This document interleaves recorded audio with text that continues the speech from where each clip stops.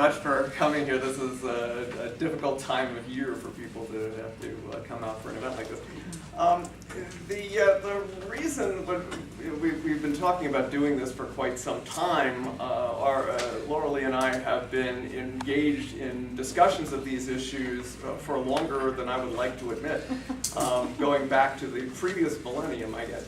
I used to teach the democratic theory course in the master's program in dispute resolution, which raised all kinds of interesting questions. And more recently than that, Lauralee chaired what turned out to be an ill-fated initiative called the Respectful and Inclusive Campus Community Initiative under President Gilmore. And John Corvino is also a veteran of that, along with myself. I have to say that got dissolved before I had to resign in protest from that. Not because of anything that Lauralee was doing. I think it was in some ways an object lesson in how an emphasis on civility can run off the rails. I do believe at that time that we had a president who did not understand the difference between incivility and insubordination, and that's a sort of theme I think that runs through a lot of the discourse about these questions. So I've already held forth to this very group about some of the basic positions on freedom of speech, and an artifact of that is the handout that you've got here that has some extensive quotations from an article that I happen to like idiosyncratically from Wilmore Kendall in 1960 criticizing John Stuart Mill, and also from the leading Supreme Court case on the principle of viewpoint neutrality, which is something that we may end up getting to. But what I want to do by way of kind of updating this is to try to place some of these issues in the context and not recapitulate, at least at the outset, that whole set of concerns about freedom of expression, but just hint at what some of those are. Then Lauralee will also speak to these matters, and then we'll see where the conversation goes from there, because there are a lot of different places for it to go. But obviously in recent months we've seen this incredible proliferation of events taking place around the country at university campuses. They tend to be at elite university campuses, which is an interesting point to note, and we might ponder why it happens in certain places and not others. It hasn't happened in Wayne State yet, but it might. And we will need to know how to think about these issues if and when they arise here. And so we have, I would say, a range of these kinds of cases, and the archetypes of them I would characterize as follows: that you have on the one hand Milo Yiannopoulos, who was prevented from speaking at Berkeley by rioting, and then the subsequent issue at Berkeley involving Ann Coulter, who was prevented from speaking on ground that security could not be provided. This is that raises a whole set of interesting constitutional questions about time, place, and manner restrictions, and the extent to which you can accommodate mob violence against an unpopular speaker. This is something known as the heckler's veto. It is very strongly disfavored as a matter of constitutional jurisprudence, and the campus authorities at Berkeley tried to adjust to the Coulter situation by rescheduling her at a time where they thought that they could keep order better, but that was also an unfavorable time from the standpoint of who was going to come and hear the talk, and Coulter is suing, and this will be in the courts for a while, I think. But Coulter and Yiannopoulos represent one kind of archetype here of people who are provocateurs. They're essentially brought by student groups and sometimes others for the purpose of creating just this kind of crisis, rather than for the purpose of deliberating the points that they have, I would say. The more complicated question is posed by Charles Murray, who was brought to speak at Middlebury College, who was brought by a student organization, but then the event was co-sponsored by the Department of Political Science at Middlebury.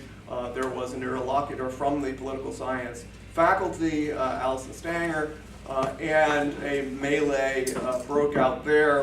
Quite unfortunately, I don't think anyone would really defend what all was done there in respect of this. The speakers were really physically attacked. Stanger ended up in the hospital with a concussion and some lingering damage. But the issue there had to do with the kind of scholar that Charles Murray is and what he is specifically notorious for, as distinct from what he was actually speaking about, because what he was speaking about was not his notorious book, The Bell Curve, from 1994, but rather a whole different set of issues where most people think that he has views that are well within the mainstream. But he was largely, I think, on the strength of being designated as a white nationalist extremist by the Southern Poverty Law Center on their website, and I actually have the material from their website here if anybody wants to look at it. He was essentially blackballed.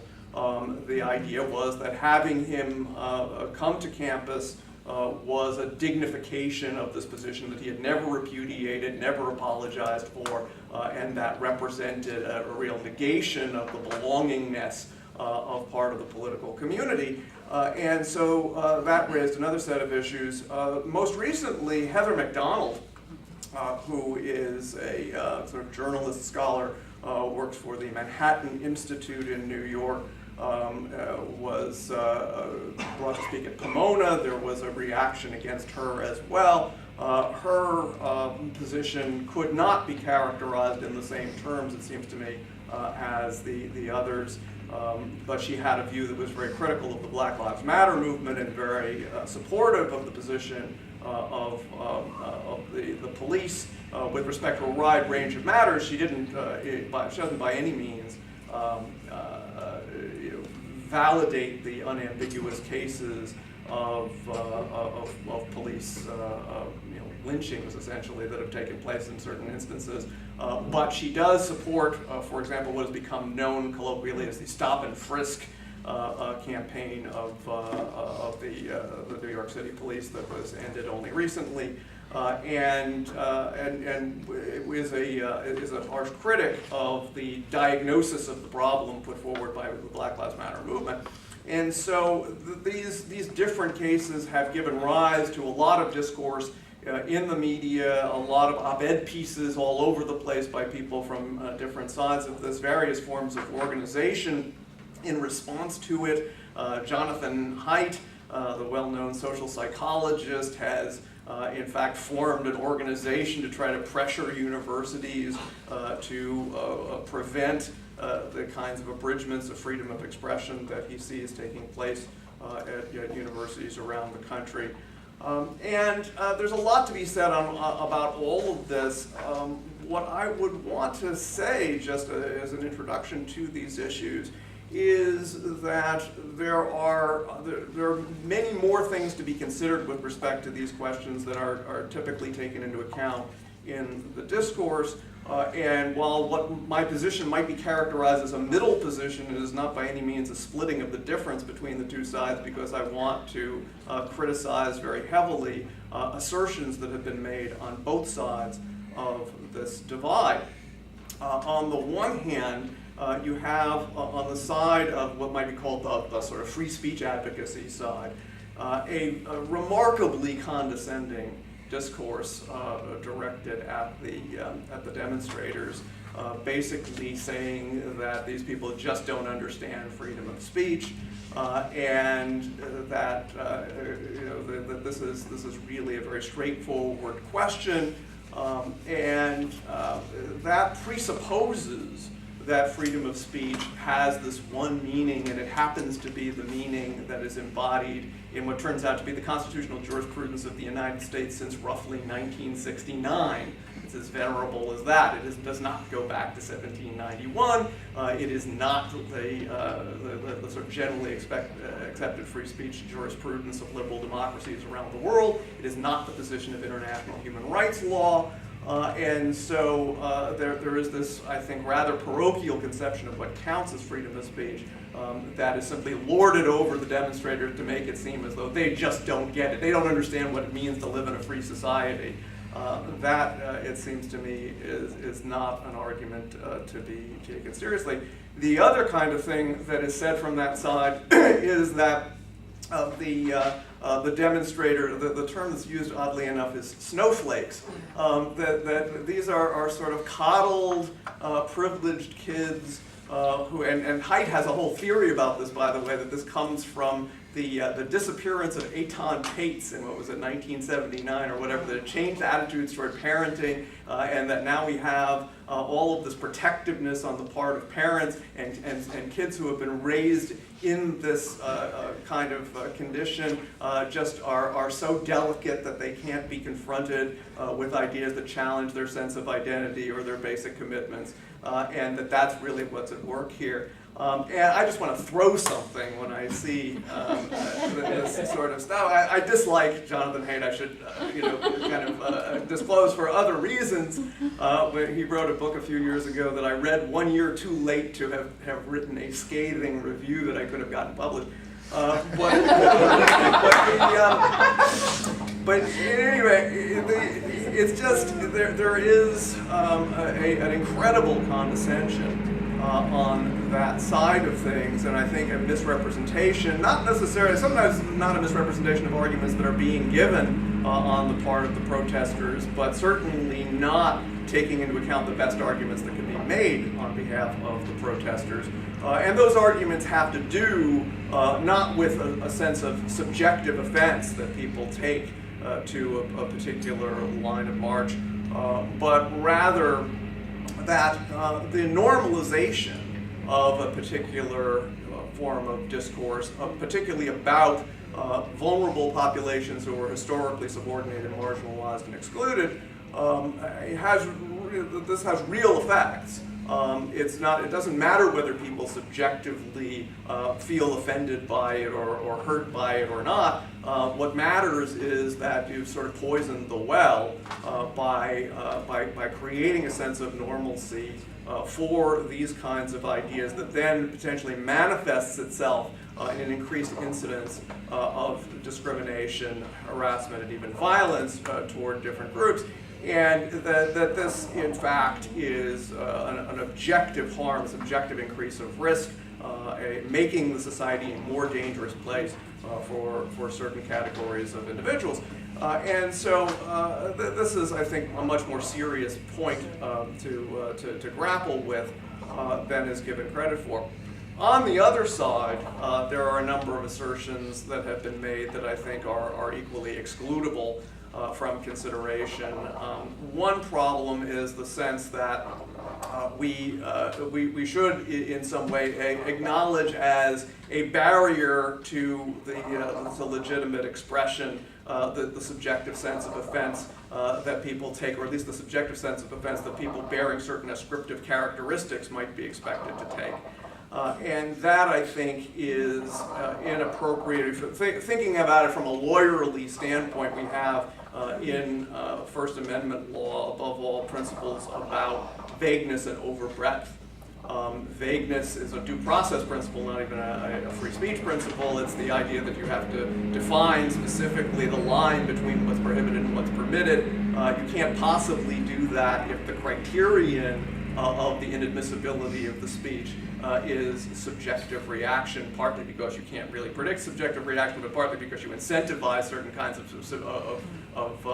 subjective reactions by having that be the criterion, and therefore no one really has any license whatsoever with respect to freedom of expression. But the other problem is that a lot of times truths are hard to hear.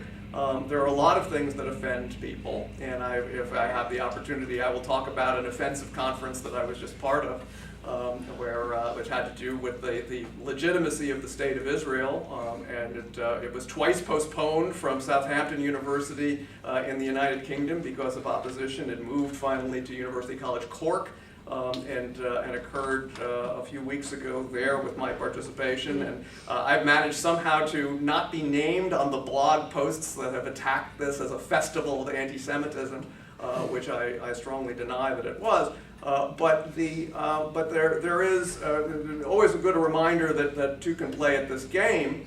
and that in fact there are many things that are going to predictably offend people, and even predictably offend people who have been historically disparaged and threatened, but nonetheless need to be said in particular context, whether they're right or wrong. They may need to be, the ideas need to be grappled with in a serious way, and I think that there's a failure to understand that. Another thing that you tend to see in the rhetoric rather sloppily is the notion that the protesters are just exercising their own freedom of expression. And that, I think, does, in a fundamental way, misunderstand freedom of expression. This is an exercise of power from below. It's not even, I would argue, civil disobedience properly understood, although how you define the term civil disobedience varies very widely, and there's no one clear definition of it. But an exercise of power from below, it requires, although it's not subject to the First Amendment as such, requires a certain kind of ethos that takes into account the sort of values that underlie a democratic society that give rise to principles of freedom of speech and constitutional jurisprudence as well. So I think we need, in a serious way, to grapple with these problems. And I come with no bumper sticker solutions to all of this. What I really want to do is interrogate what we mean by a democratic society, what we mean by an inclusive community, and try to open a discussion about what the objective criteria are for determining when we should be, in some sense, uncivil.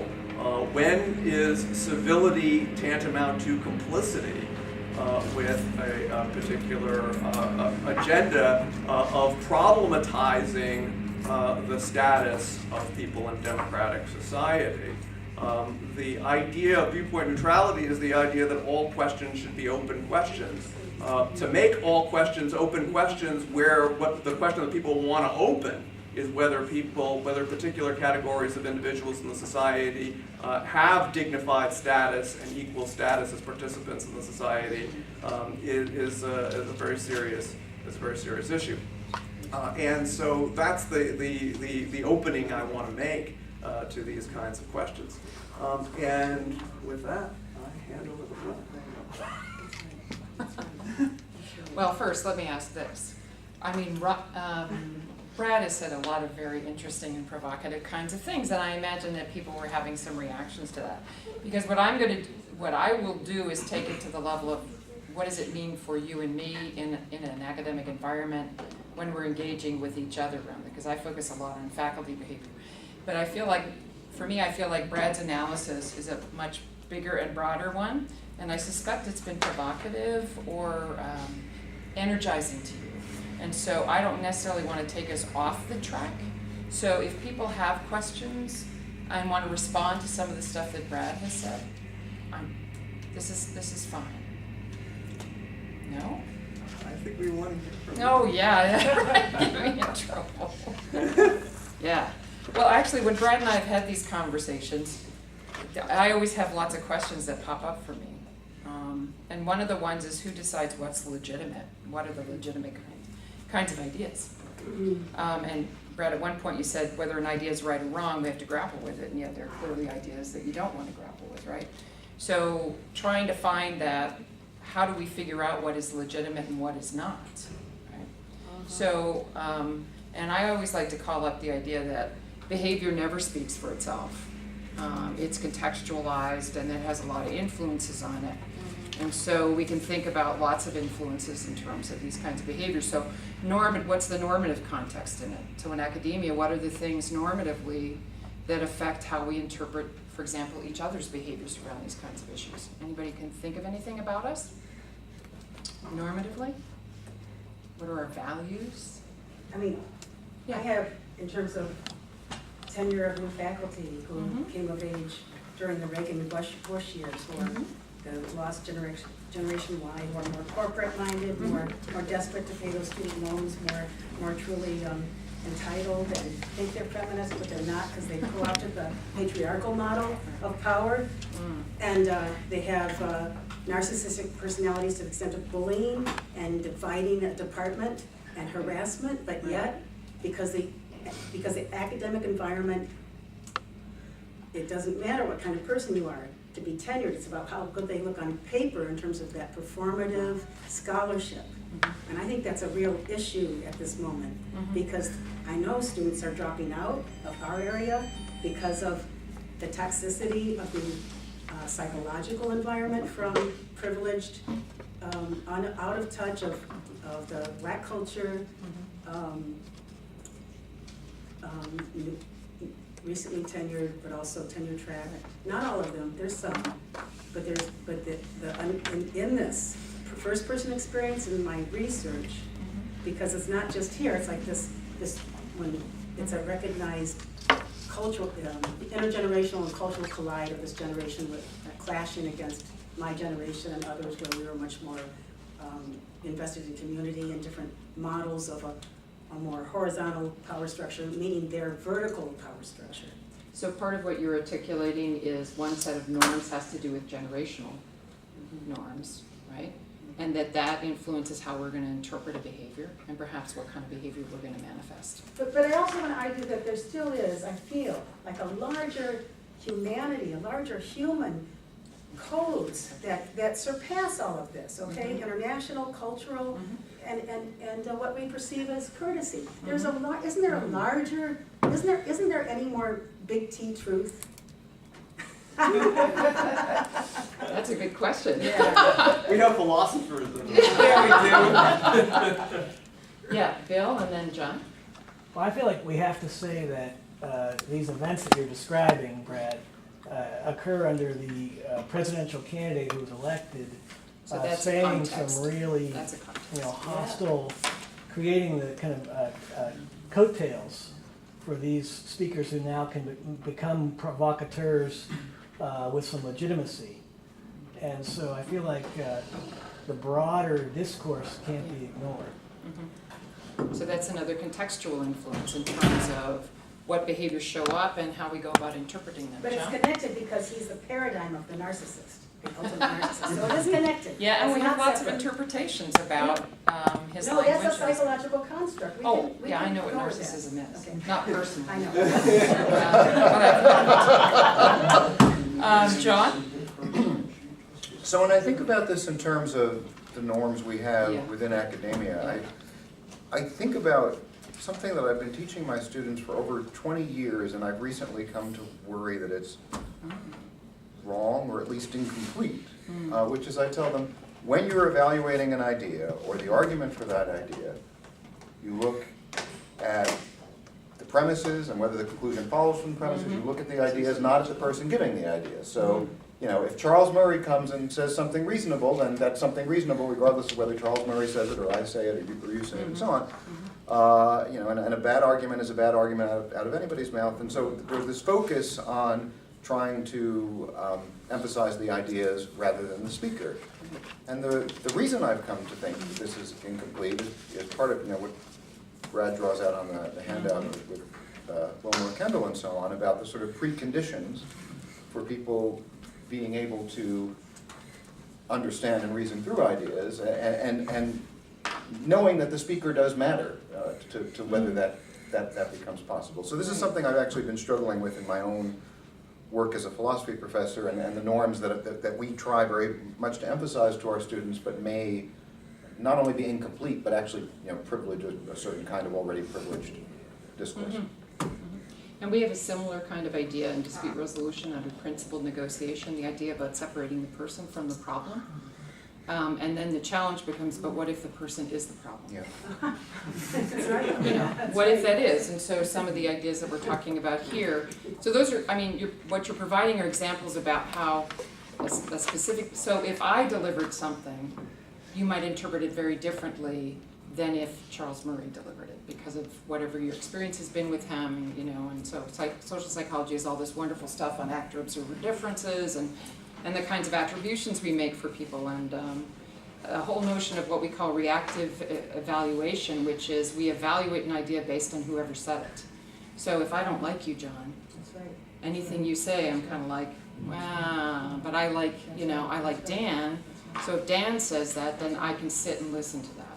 So we have a real complication for ourselves as human beings to even try to do that, and then we throw it up to another level, which one of the things I think Brad is saying, is that some ideas aren't even worthy, should never be heard, should never be put out there. Am I being fair? Yeah, I can bring this down to a Wayne Law example, which I've used before, but I think it's really paradigmatic. Several years ago, the Wayne Law Review had a national security law symposium, and over my objection brought two particular speakers there, among others. One was John Rizzo, who had been the general counsel to the CIA at the time of the torture issue.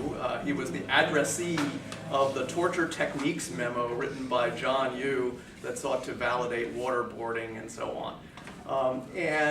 So that was one kind of speaker, paradigmatically, and another kind of speaker was represented by Andrew Mccarthy, not the actor Andrew McCarthy, who happens to have been my high school classmate, but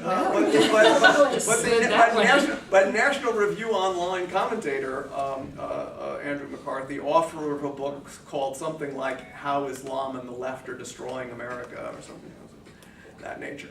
I thought that McCarthy, I mean, it's interesting that the name McCarthy should travel in a certain way. But McCarthy was sort of an easy case because whatever one might think about whether he should be able to speak under other circumstances, he was invited by the institution as an expert on national security law, and his foremost credential was as a purveyor of hate speech.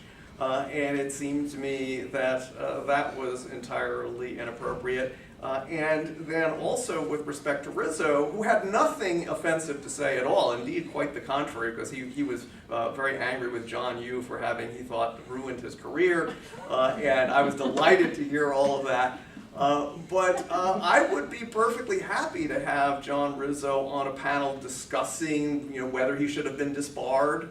To have a panel on the legal ethics of people who were involved in human rights violations, or perhaps to discuss whether he should be a criminal defendant in a universal jurisdiction case under the Torture Convention. I'm sure he wouldn't agree to be part of that discussion, but I would be happy to have him at a law school to discuss that. But inviting him as an expert on national security law, I thought was atrocious, not because of what he even would have had to say about torture. If Eric Posner and Adrian Vermeule wrote an incredibly provocative law review article trying to justify what was decorously called coercive interrogation, but was actually, they conceived as violations of the Torture Convention. I would be perfectly happy to have a discussion in an academic context with those folks. But the problem with Rizzo was that he was, in some sense, an unindicted co-conspirator. He was someone who, beyond cavil, was responsible in a very direct way for very serious human rights violations, whether or not they count as crimes, and was unpunished for them. And so bringing him as an expert sends a kind of message, and that kind of message has real social import.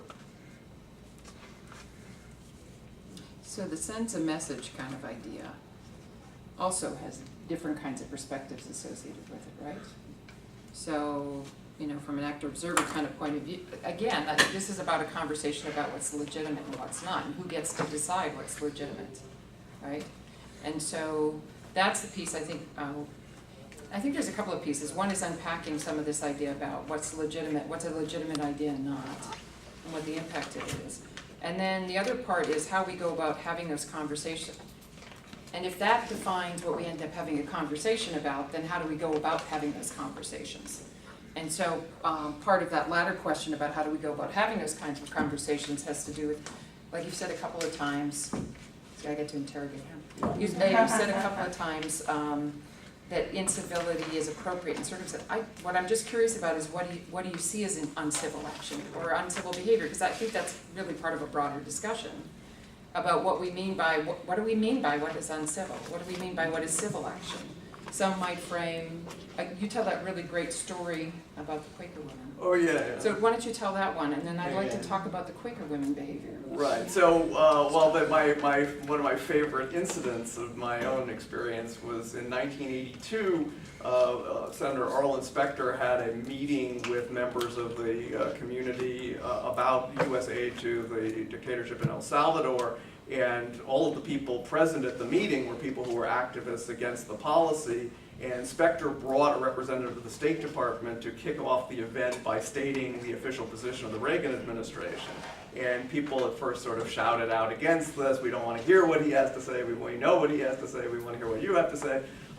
Specter insisted on having this guy speak. And so he started to go on about the Reagan administration's position. And as it was in Philadelphia back in the day of the struggle against the policy in Central America, the Quakers were very heavily represented in this. And there was this group of elderly Quaker women in the front row. And they stood up and turned their backs to the speaker. And everyone else followed suit throughout the entire hall, so that the State Department representative was speaking to an entire hall full of people whose backs were turned to him. And it was so humiliating after a little while that Specter basically just shut him up and moved on to the next thing. And so that actually did have the effect of silencing him. But I don't think of that as, well, I mean, whether it's uncivil or not, I guess is we could quibble about. But I think about civility as this idea that you're treating someone who, as treating the person as belonging in the conversation. And to treat certain kinds of people who as belonging in the conversation is itself an offense. Having a discussion about the Holocaust and inviting David Irving to participate in that conversation is, deeply problematic. And so incivility is, it seems to me, the appropriate response to that kind of presence.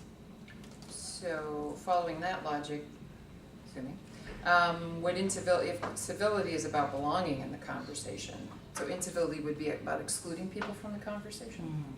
Maybe creating a new paradigm. And how do you, Wouldn't be just how do we excluding decide, people. and what are the implications of excluding people from the conversation? Well, Other people can answer that, this is not, yeah. but what are the implications of that?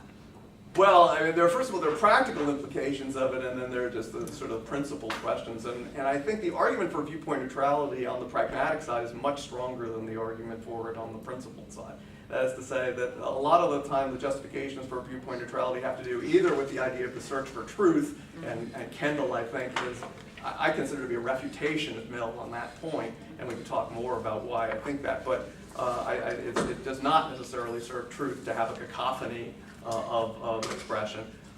But secondly, the idea which Ronald Dworkin, of all people, rather oddly championed, that equal concern and respect in the society requires allowing people to have such impact as they might on affecting the moral environment. That if we want decisions to be binding on people, that they need to be respected as participants in the political arena. I don't think Dworkin is consistent in his views about that point, and so I think Dworkin can be used against Dworkin on that very issue. But I think that those are really quite weak arguments, and I think that if our reasons for being concerned with freedom of expression defined somehow is rooted in ideas about citizenship and equal concern and respect. The thing that is not to be an open question is rooted in this idea of equal concern and respect. So that's the principled side of it. The pragmatic side of it, though, we need some sort of accord in the society about how we are going to go forward, given the fact that justice is what we disagree about in the society. And I'm very concerned about the fact that, after all, 46.1% of the electorate voted for this president, and they seem unrepentant about it in public opinion polls recently released.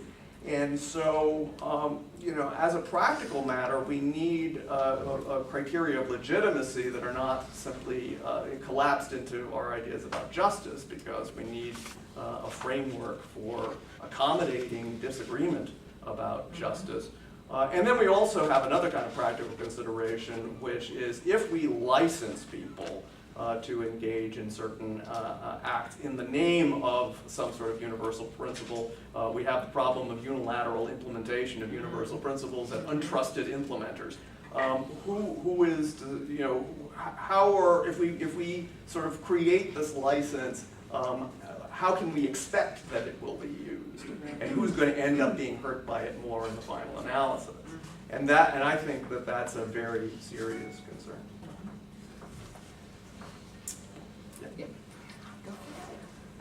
Based off of both of your comments, and Dr. Keashly, you talked about contextualized behaviors.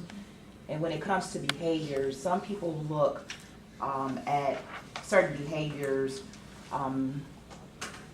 as agreement, as a reward, as a rejection, several different contexts. But at the same time, if a behavior is being rewarded, and people like the idea of certain types of behaviors, I think character or characteristics can be associated with that person as them being of good character.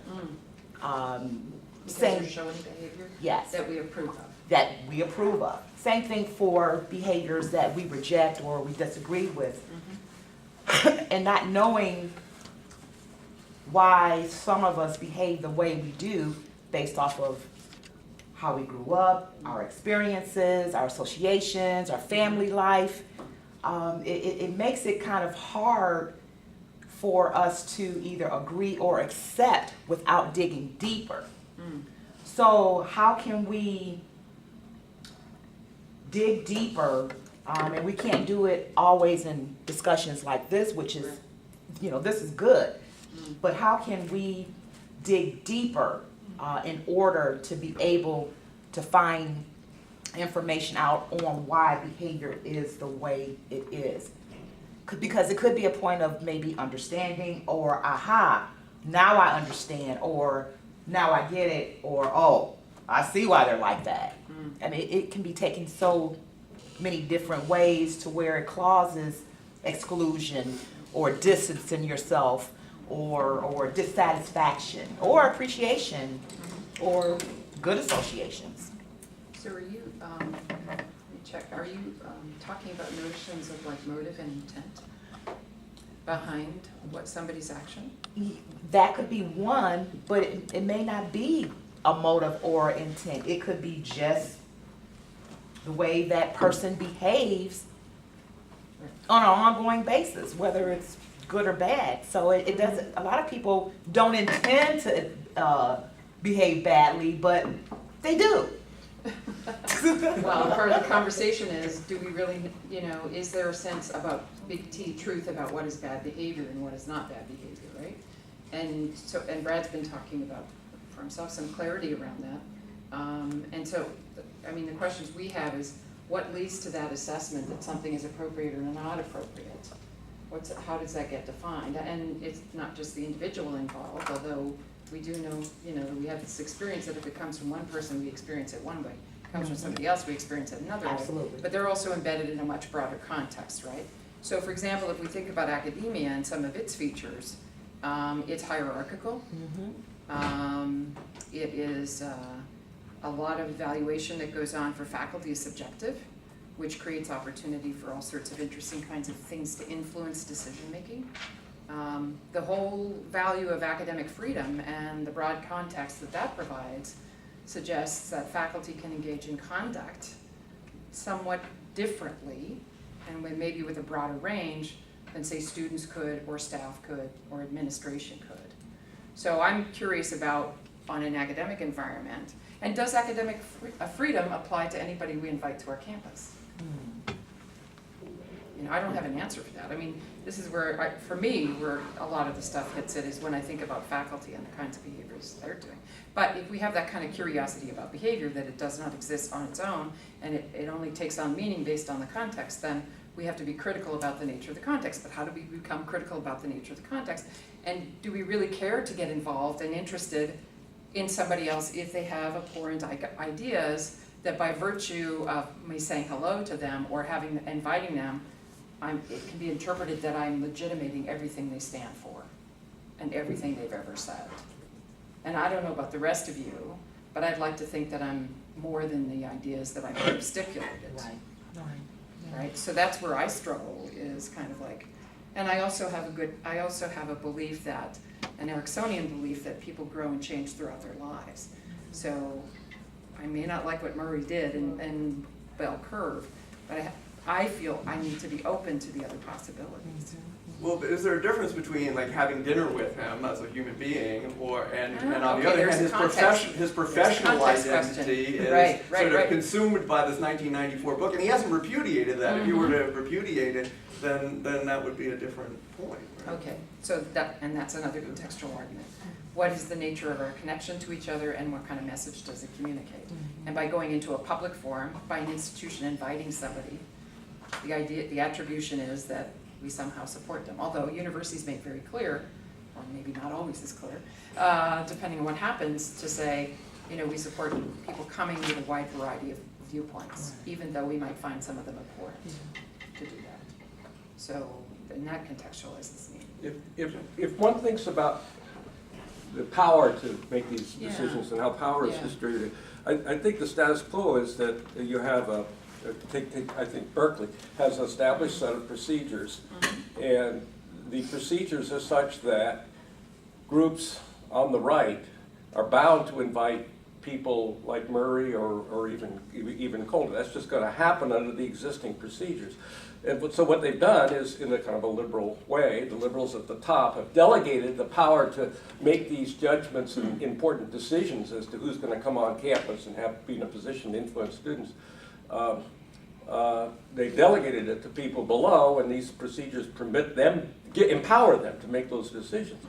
So, are we then, if we, let's stipulate that I think it's true that Murray holds views which are dangerous and pernicious, and that he doesn't, I think he's chosen to shut up about them, but I think he still does hold them, and he's sort of a symbol of that kind of thing. So we could either take back the power, and people at the top can exclude people like Murray, or you can continue with the status quo rules and procedures, and inevitably then there are going to be a few invitations to go to Calder, Murray type people. So which way do you want to go? Where do you want the power to lie? And I'm saying that if you delegate the power as we do in the status quo, well then you're going to have pernicious ideas get heard and get kind of dignified and improved in a sense, because indeed somebody that holds these views spoke at Berkeley. But just so everyone knows, what you're alluding to is this concept of a public forum. And so a public university is stuck with this, right? That if you create it as public university, as all universities tend to do, create these conditions in which speakers can be invited by whatever groups on campus, then the university cannot pick and choose among who is going to be permitted to speak. And so there is a First Amendment right there that does not apply to private institutions. So Middlebury College would not be So subject to this that, is a Supreme Court jurisprudence thing as much as it is a University of California type of decision. Now the question then becomes, other kinds of distinctions.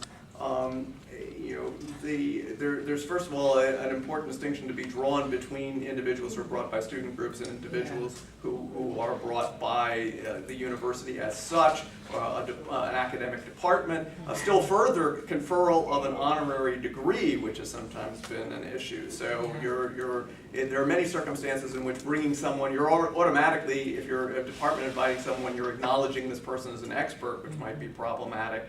But beyond that, you might be conferring some further honor upon the person. And what I like to say about this is honors conferred from above can be withdrawn from below. That is to say that it makes sense for people to respond to that in such a way that sends the message that this is not okay. That doesn't necessarily mean that licenses them to prevent the person from being heard.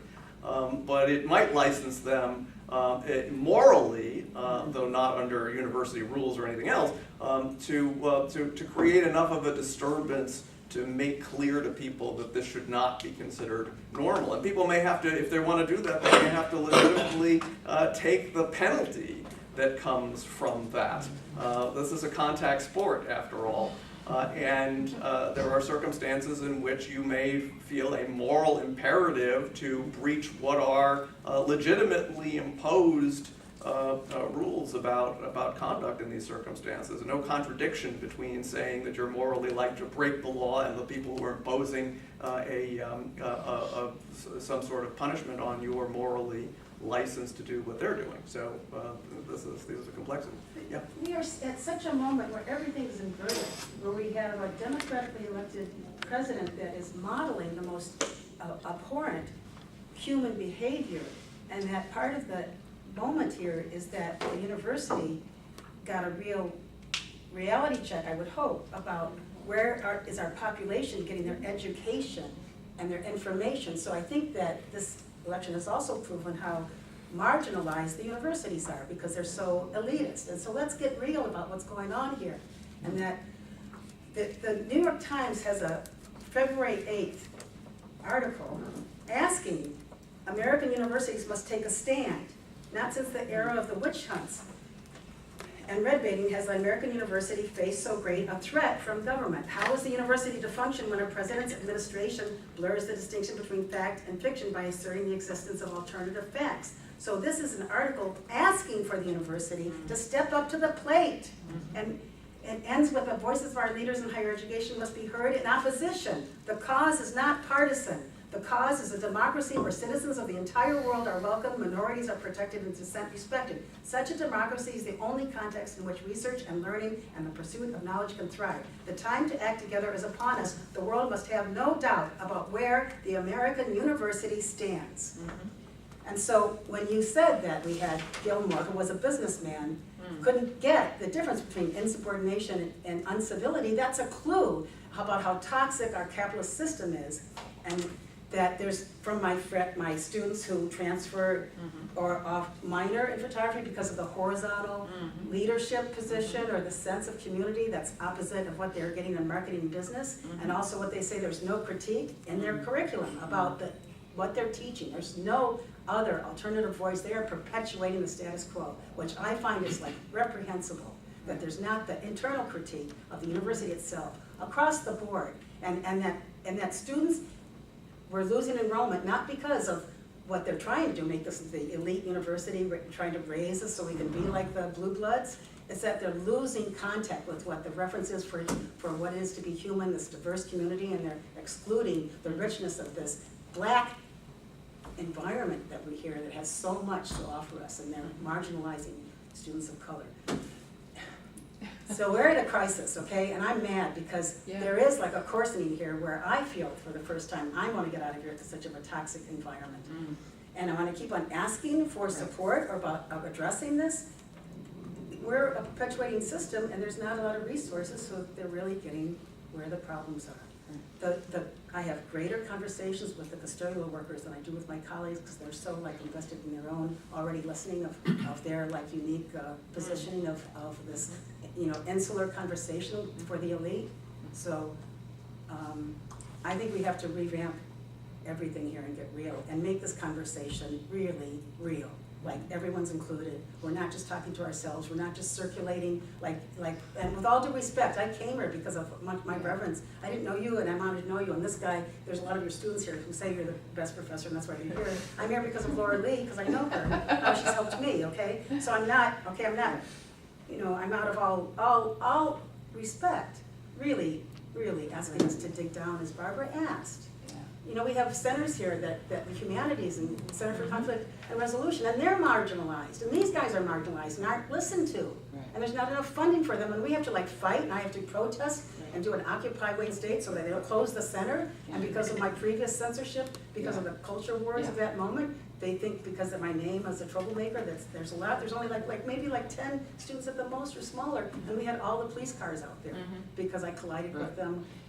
You know, so it's like, and for everything's upside down, okay? Right. What I want to pick up on, Marilyn, is what you said about all voices should be heard, and I think that's what's being debated. That's what's being discussed here, is whether all voices should be heard.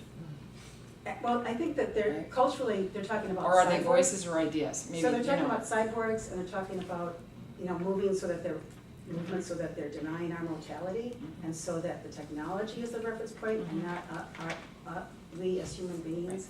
And there's positions being made about our very survival because of the planet, and the administration is ignoring all of that. And so the top position that should hold that authority is making inverted choices against our interests. So I think that sense of incivility, we should all be protesting, we should all be willing to go to jail, or and that's the position where in the early part of our country, in that opposition, someone's in jail and they say, why are you in there? And he's going, So the and he's behaviors- saying, you should be in here in jail with me Right. in protest. So Marilyn, the behaviors that you're talking about in terms of resistance, right? I think we Others should may strategize. experience that as incivility, but in fact, for you, it's a situation of resistance. It's about a challenge to a system that you perceive to be unfair. So that again is, for me, is a real example about contextually how a behavior doesn't have meaning on its own, but that it's defined by whomever is doing it and what it's doing it against, and who has provided sanction for it, that type of thing. John, I think I saw it. Did you want to say Yes, something? I think, Okay. but I don't want to shift No. gears too much on it, because I feel like we're moving close on time. I just wanted to Darn. pick up on a remark that Brad had made in his introductory statement that stuck out for me, which is that these conflicts tend to come up at more elite universities. And I have thoughts about why that might be, but I'm curious as to what your thoughts are, both of you. I'm actually no better qualified to answer that than anyone else. I do think people that think. there is just a tendency for people at other universities to be more concerned with their day-to-day circumstances. You know, if you're working 30 or 40 hours a week, in addition to trying to carry a full course load, you're not likely to be engaged in these kinds of protests just because that your life doesn't accommodate it. And I think that might be one big reason for it here. Could it possibly be the fact that the more elite universities have much higher tuition and they can afford to pay the enormous amount of money that these speakers are requesting? That's a big opportunity. Yeah, what Marilyn's saying. That's a big opportunity. That's right, They're not cheap, those people. No. that's right. The money empowers who Yeah. I have an elementary question. So other liberal democracies that protect free speech ban hate speech. Of course, Germany, and you could say, well, it's because they have this recent history of Holocaust that was fueled by, racism. But in fact, our history is ongoing, right? And you can't just appeal to First Amendment to explain this difference in jurisprudence. So what is the explanation of why the U.S. has such an expansive coverage of free speech and other democracies don't? Yeah, that's an interesting question, and there would be good constitutional historians who could come up with something about this, because it is a pretty recent phenomenon. You look at something like, I recently had occasion to revisit the Sedition Act of 1918, which was inflicted upon people who were in militant opposition to U.S. participation in World War I. And you wouldn't believe that a statute like this could exist in the United States, and it was upheld by the Supreme Court of the United States. And even with the rhetoric of clear and present danger, a pacifist agitation to prevent people from registering for the draft and that sort of thing was considered the clear and present danger to national security. So, and then, as recently as 1952, the Supreme Court in Beauharnais versus Illinois upheld the concept of group libel, which has been abolished effectively as of the 1960s. So we get this idea that emerges, was first articulated directly in 1974 by the Supreme Court, has repeated ever since, that under the First Amendment there is no such thing as a false idea. Which is an interesting way of thinking about things, because of course no one is actually saying there's no such thing as a false idea. But the idea, the notion here is that the exercise of governmental power vis-a-vis expression cannot be guided by a judgment about whether an idea is true or false. And facts are one thing and ideas are something else, which is a kind of interesting dichotomy that I know Professor Corvino has had a lot to say about. But the notion, I think, is a rather crude one, that if you're saying it about a whole group that it becomes considered a matter of opinion, whereas if you're saying it about an individual, you're alleging facts that haven't otherwise surfaced. So, it is this kind of phenomenon, as you point out. International human rights law demands, not only permits, the suppression of speech that engenders hatred on the basis of race, religion, and some other characteristics. So this is an outlier. Yeah. Bill. I wondered about, you talked about the rioting that occurred in the Berkeley campus. And I was beginning to think about the difference between the term civil disobedience, which you use, and incivility, Yeah. and about sources of power, where you had power from below or from the grassroots versus structural power or administrative power. So is calling something incivil a form of power from above, and civil disobedience is saying from below? So my question then comes down to, does civil disobedience have to be nonviolent to be credible? Do we have to argue that Berkeley was lost when violence was used, and that the true issue is the nature of protest? Can we get that far into this conversation? Can we civilly, non-violently disagree, and we should always hold that up? But that it has to be. We could be wrong in our protest, and if we've harmed somebody in the protest, then we've done the bad thing. So if we're nonviolent, we're not harming anyone in case we need to be convinced in that we were wrong. One kind of distinction to draw is that there are many forms of principled disobedience, and civil disobedience is only one of them. Okay. And the idea of civil disobedience is usually associated with the notion that you're being not only loyal to your political community, but you're being loyal to the constitutional structure itself, and you are through symbolic action and through accepting of punishment, you are calling upon the conscience of the political community to restore the appropriate regard for what it purports to be its principle. Breaking an existing law on principle. Right. Now, you can, of course, be principled in militant disobedience, which is to condemn the system as a whole, to claim that the government is illegitimate, to claim that the state is illegitimate in circumstances where what you're demanding is secession for a territory, and those that might logically include violence in various circumstances. So there's not the mere fact that a decision to disobey is upon principle doesn't constrain it to necessarily nonviolent principles. That's a whole separate question. I like the Quaker ladies' option of not shouting somebody down, but just turning our attention to something else. Attention, where we put our attention, and that sort of thing. I was sorry to see John Corvino leave because one of the guys.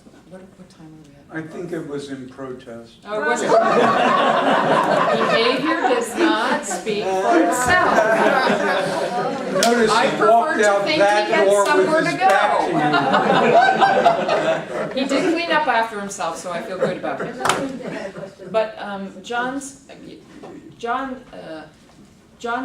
manifested in his professional life having conversations with people who hold diametrically opposed ideas to what he does, and ones around which there are lots of feeling, and that some of those folks would not be invited in certain circumstances, or people would protest them for being invited. He's friends with bigots. Yes. And they might feel the same way about him. But for me, that meant that notion of dialogue and those opportunities for dialogue to get at ideas about who are the people behind these things, what are these kinds of ideas. I keep wondering what room there is for that if we dispute the existence of somebody to open their mouth because we don't like the idea that they have. And what's that criteria, and we keep coming back to this, what's that criterion or criteria of what's a legitimate idea? And I mean, you talked about undermines anything, and here's my interpretation. It could be. I'll do it orally and then perhaps performatively. Which is that an idea is a bad idea or not should be heard, or that idea should not come into a conversation if it undermines equal concern and respect. Now, I'm not of disagreeing course, with that, I'm wondering if that's kind of that litmus test we can start to use. That is, but of course, then how you specify that Right. is difficult. But I do think that when you use what is generally understood to be discredited social science to try to demonstrate that certain people are inferior based upon their inherent characteristics, or when Holocaust denial, I think, is paradigmatic in an interesting way, because Holocaust denial is not, after all, quibbling about the facts of whether it was 6 million people or 5 million people who were exterminated. It's about the idea that there is this vast conspiracy of Jews and their collaborators to put a hoax upon the world to defame the heroic Nazi efforts to defend us from international Jewry. I mean, I don't think we actually need to grapple in a serious way with those kinds of claims. And so, but then, you quickly get to harder questions. And part of the reason why I want to say that there are limits is because I actually do want to create space for discussing the views of people who actually I don't like in terms of their conclusions that they draw, but people who have bad normative conclusions often have valid observations that need to be grappled with and recontextualized. Right. And I think Heather Like Mcdonald is McDonald. archetypical of that. I do not at all sympathize with the idea that she is a fascist or whatever. She is a lot of her discourse is about the experience of victims of crime in these communities, and the demand on the part of victims of crime for more police protection and the role of the police in suppressing violence within poor urban communities. And regardless of what you think about her broader politics or what you think about the conclusions that she draws from the information that she adverts to, these are conversations that have to be had about policing and about the issues that are brought forward by the Black Lives Matter movement. And it should not be, to use the slogan Black Lives Matter should not be talismanic in such a way that to criticize the movement is to be claiming that Black lives don't matter. Mcdonald has something to say that needs to be addressed, rebutted, refuted perhaps, but whatever. Anyway, Connor's been looking to get in, so. I was just going to add context because I just thought it was timely. I just got an update from the Washington Post that said that the University of California at Berkeley just canceled Ann Coulter's speech for tomorrow a second time. So it was back on, and the university just sent out an email saying that the Young America's Foundation group, the student group that was bringing her in, wasn't serious, whatever you want to take from that, in bringing her to the university for serious reasons / securing her speaking venue. So They're going to get sued and they're going to lose. yeah. In addition to what Connor was saying, pointing out that example, how do we, here at this university, and I've had direct experience, and I support what Dr. Roth is saying, it's probably both Dr. Roth and Dr. Keashly is having these discussions, but what I have found that is very, very difficult is that senior management does not necessarily agree or will come in and support having these discussions,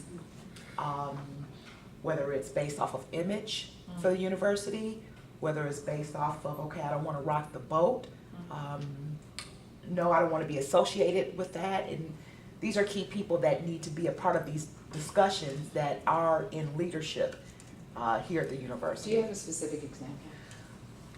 Yes. One that you want to place on the record? Yeah, that's great. We can also turn This that will off. be on the record, Okay. but I'm not going to name any Okay.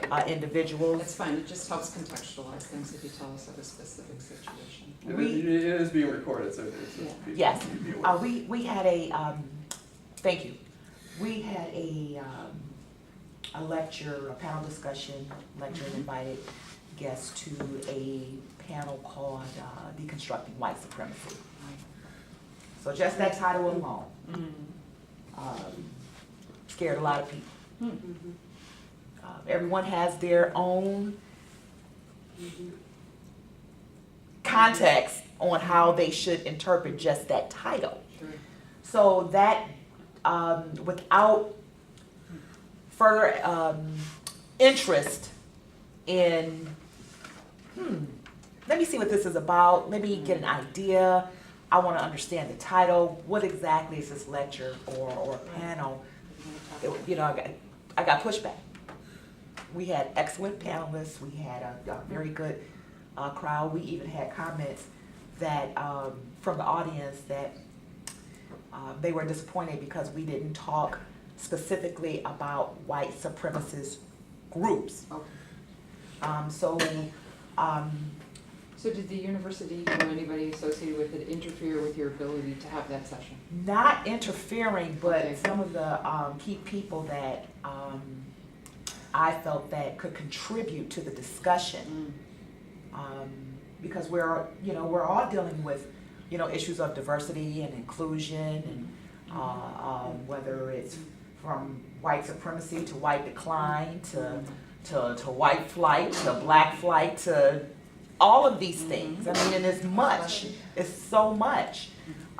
So I didn't feel supported by individuals that I felt that really needed to, and I would have loved a reason why. And I asked for the reason why. But when we have these discussions and these gatherings to really dig deeper, should we, should we not have them in our institution, in an academic institution, whether it's at Wayne State or any other university or college? Should we have them more in the community? Should we have them at other venues just to dig deeper and get these discussions going, whether we have support from key management or leadership or not? So that's kind of that's a question, but that was the example. It sounds like you're describing a situation in which you can be on the campus, but you have an overall sense that the experience is still being shaped in a way that you do not feel contributes to really an inclusive and substantive conversation. So That's even correct. though on the books it looks really good, right? Because Yes. it's happening on Wayne State's campus. Yes. Your experience about getting there and what was able to be discussed and who was permitted or who felt that they could show up for it affected overall what happened. Would that be a fair characterization? Pretty much, but I can't say in a very positive way that the attendees that came were very, very grateful. And we got comments that they were glad that we had this type of panel discussion and lecture. They wanted this for a long time, and I felt that we were able to deliver in a small amount that we could keep it going because it's clearly needed, it's clearly wanted, and it was clearly supported from campus and community. But where should we have these discussions if and this is my feeling, I'm speaking from my perspective, when it comes to leadership that we need, that, support, maybe not the,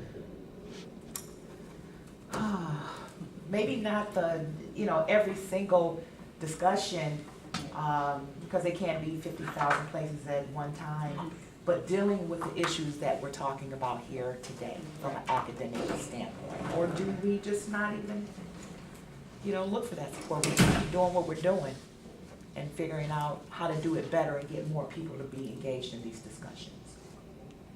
Probably yes, and I would also say being persistent. Just because once it doesn't work in the way you had anticipated or would have liked, that you would continue to persist, because the whole time we're influencing each other all the time. And so in that moment, you may not have seen what you wanted, but there could be influence happening elsewhere. I'm aware of the time too, so. Well, let me make the protesters, let's call them, the demonstrators, are damn fools. Because first of all, as you just pointed out, there's an existing jurisprudential regime and everything. The last word's going to be said in the courts, and it's a stacked deck, and they're going to lose every time they go to court. Secondly, politically, they're just doing this. I mean, the right reading Trump, the whole crowd is benefiting greatly from everything they do.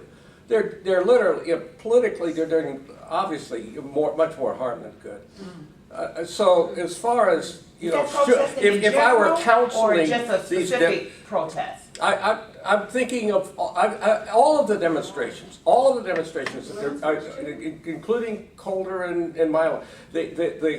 The cause, if you want to call it, has been done more harm than good by these The demonstrations. disruptions, in other words, not all protests, Yeah, but not all the protests, but the specific style of disruption. So I mean, so quite aside from free speech principles and whether these guys should have been permitted to speak or something, it just from a practical, political, prudential point of view, it's a damn fool thing to do. Or what they're doing, they're not helping the cause. They're shooting themselves in the Well, foot. that also assumes that they have a shared goal, they shared your goal, and that may not be necessarily the case, right? So that it may well accomplish the goal that somebody has set out to do, which is to shut So somebody down. what is their goal?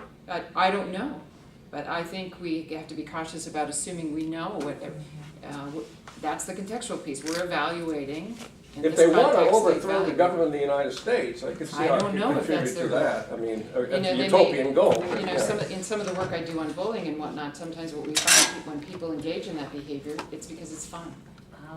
That's true. And in other cases, it's because they want somebody out of the way, and in other cases, and so it's important for us to know, first of all, it's important for us not to fall in with our own perspective saying, what they're doing is against this, because we are putting on them our particular point of view and goals. I think the conversation needs to be to try to figure out what the goals are. Absolutely. Because then you can change. Bill, did you want to say something, and then we'll? Well, I was thinking about the academic context and the idea of peer review. Yep. And you talked about the bell curve, and Yeah. so I'm going to take a left turn and talk about Wikipedia. Wikipedia has Such edit journalists. wars about what's the true facts, what the facts are by the article. Yeah. And they have a back page where they discuss what can appear there, and they have a whole system of dispute resolution to decide what can become the article. Oh, interesting. And one of their characteristics that they've come up with, it has to be written in an encyclopedia style, neutral voice, but then it has to be no original research. So the author who's writing the story of truth can't be giving their opinion in the writing. They have to be referring to previously like written integrative journalistic or scholarly works. to What's the justify it. rationale for that? Well, they're trying to define some criteria for groups to figure out what we're going to write for our encyclopedia that everybody can agree to. Yeah, but. So but I'm not offhanded, gonna I justify- I don't I'm just understand why saying they that say that, but anyway. Is peer review just the thing that higher ed has, where we say a community of scholars has looked at this idea and said it's bullshit. Yeah. And we're not going to accept it. Yeah. Or, Yeah. it's good investigative journalism and we support it, and so it's on the record, and we. So is peer review in higher education something that matters? And what if it's true that the bell curve was peer reviewed by scholars and accepted by racist, or so anyway, I'm drifting off, but I'm thinking about how do we determine truth, and are there characteristics we could use Yes. or processes that we could use? That's it, about defining what's That- legitimate, right? It's a topic for a whole other panel. But if you look at the Kendall article, actually, he takes a very rigid conservative position on the importance of peer review, and and there are some good shots you might take at it in terms Yeah. of that, the confidence in those Yes. structures. But the problem is coming up with alternative structures then that are more inclusive than that, and then you end up having to repose the same kinds of questions. So. Cool. Well, I wanted to be put on Scratching the record surface, scratching the surface, that starting the Humanities conversations. Center absolutely enjoys this kind of dialogue. In fact, the only reason I stood up is that my assistant told me that this room is going to be used at 2 o'clock. But I would otherwise let this conversation go on, and since you've enjoyed this conversation so much, you might want to consider participating in our symposium Good on job, civility and incivility. Yeah. But before we do that, I want just to give a hearty round of applause to these